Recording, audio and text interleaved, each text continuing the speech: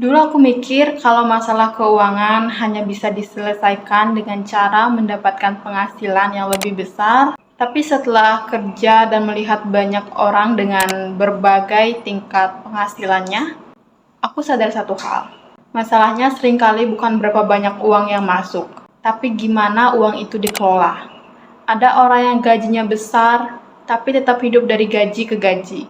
Ada juga penghasilannya biasa aja, tetapi dia berhasil punya tabungan, investasi, dan masa depan yang lebih aman. Di video ini aku akan bahas 5 aturan uang yang menurutku sangat penting untuk dipahami sejak muda.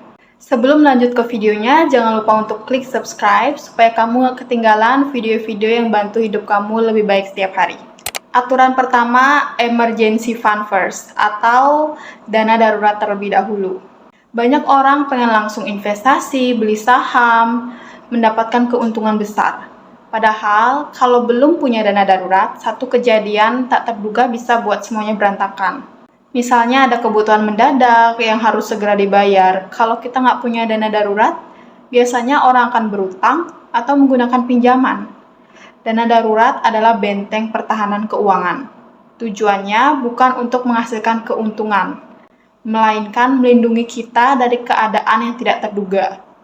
Sebelum mikirin investasi yang rumit, pastiin benteng pertahananmu sudah berdiri dulu. Aturan kedua, menggunakan prinsip 50-30-20. 50% untuk kebutuhan, 30% untuk keinginan, dan 20% untuk tabungan serta investasi. Tentu angka ini bisa disesuaikan sama kondisi kamu masing-masing. Tapi prinsipnya tetap sama, yaitu setiap rupiah harus punya tujuan. Karena uang yang nggak memiliki tujuan biasanya akan cepat habis tanpa kita sadari. Banyak orang ngerasa nggak tahu uangnya pergi kemana, padahal sebenarnya mereka nggak pernah memberikan tugas yang jelas sama uang tersebut.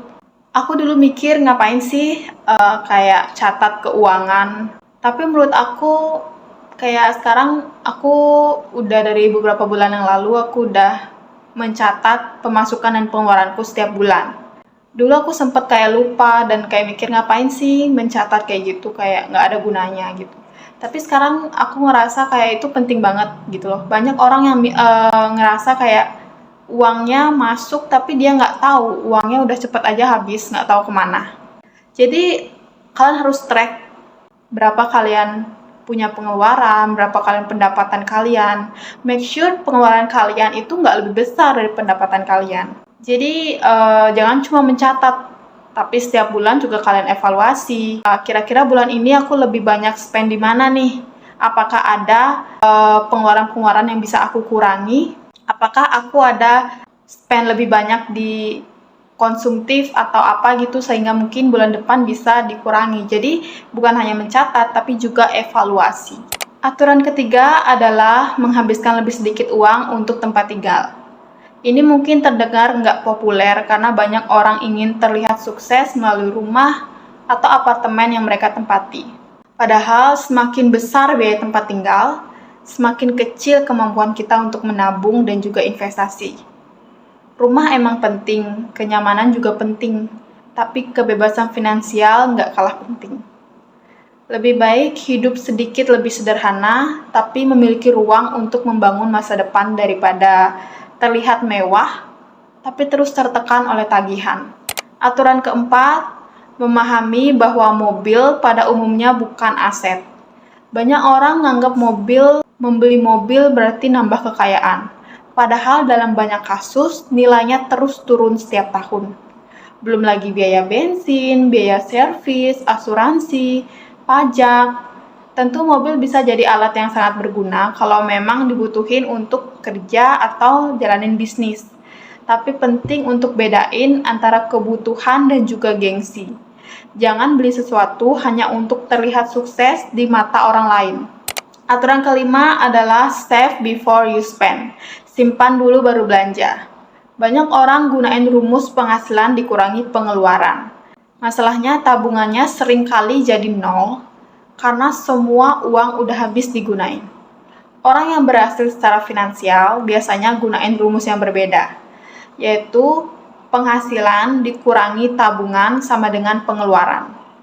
Begitu gaji masuk, langsung sisihin untuk tabungan atau investasi.